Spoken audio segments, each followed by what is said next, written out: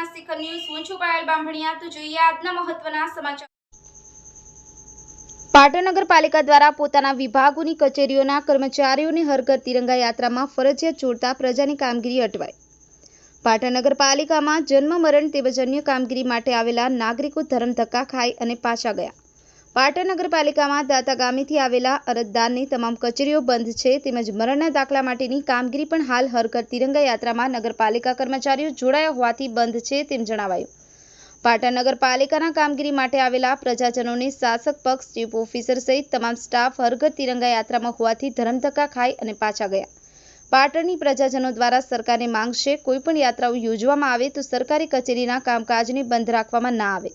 પાટણ નગરપાલિકામાં ફક્ત વેરા શાખા, હિસાબી શાખા અને સમાજ સંગઠન અને ફાયર બ્રિગેડ જેવી કચેરીઓમાં માત્ર 2-3 કર્મચારીઓ મૂકવામાં આવ્યા।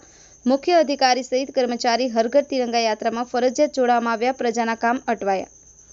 બ્યુરો ચીફ ગોપાલભાઈ ભરવાડ, સત્યના શિખર ન્યૂઝ, પાટણ।